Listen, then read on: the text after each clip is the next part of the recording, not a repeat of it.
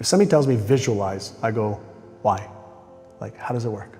Like, if you ask me to visualize, like, why does it work? Like, why should I invest my time on that versus something else? If you're asking me to use affirmations, like how specifically, why, how does it work? If you're asking me to emotionalize, well, what's happening in me that tell me I need to create these false senses of feelings? I want to know why it works. And why does it work, especially emotionalizing? I think that's something that people hear a lot. I talk a lot about embodying something, really feeling it. Yeah. But why does it work? Great question. It has to do with circuits in the brain and neurochemicals that are released.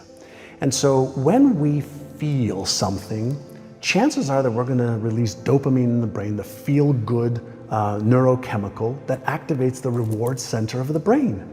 And chances are if we feel that and we have this positive emotion around it and that neurochemistry is flooding our brain and our body with feel-good chemicals, we're actually activating the motivational center of the brain.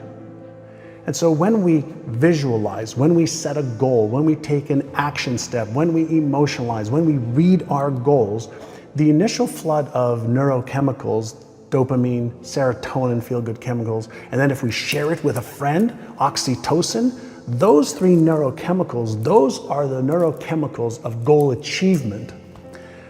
But then there's the other side of it, the other circuits of fear, of stress, where norepinephrine, cortisol, or epinephrine, the stress hormones can be released as well.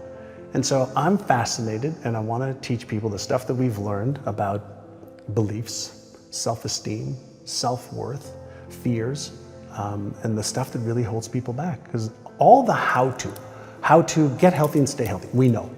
How do I build a business and sustain it? We know. How do I get into a relationship and make it successful? We know. We know most of the how-to for anything that anybody wants to do in this time frame that we live in.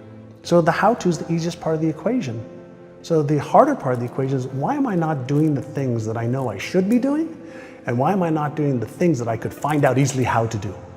Let's talk about that. So in your real estate company, you said, I'm giving everyone the same training, they're reading all of the same books, and yet they're not getting the same results. And it wasn't like, oh, well, the smart people are doing better than the dumb people. You said sometimes it was people that you were like, God, in real life, this guy's not that bright, but he's crushing it. So what ended up being the difference between the people who didn't do anything with the information and those that did? So this is going back sometimes, I think in 1992, we were stuck, but I knew there was more possibility. There was room for growth. And I wanted to figure out if the stuff that I did in the 80s when I was a kid, that broke free, would it work with some of my agents? And so we took 75 agents, randomly agents said, hey, do you want to get into a 6-month program to retrain your brain, your subconscious brain, around your beliefs about what is possible for you to achieve, around your habits of what you have to do in order to achieve that. And we focused on retraining their subconscious mind. And so for 6 months, they had to go through a process of listening to certain audio tapes, reading certain materials every day, and following the process of training their brain, specifically their subconscious brain, which controls 95 to 98% of all of our thoughts, emotions, and behaviors today. And within 6 months, that group increased sales by $100 million. Jesus. $100 million. And I said, holy shit, right? This is working. And so we started to teach. Some of what we teach now in NeuroGym, actually now we have the technologies, we have the systems that are far better than what we did back in the 90s. And we went from 1.2 billion to 4.5 billion a year. And it wasn't because we taught them any more skills to be real estate agents. We taught them how to change the way they thought about themselves. We taught them how to change their habits. Our agents who made $750,000 or more were in front of a client 75% of the time. And when we asked all the agents that weren't in front of more clients, why are you doing that? Why aren't you in front of people that are going to help you earn more income? Oh, well, we're busy doing this and doing this and doing this, and they had stories and excuses and reasons why.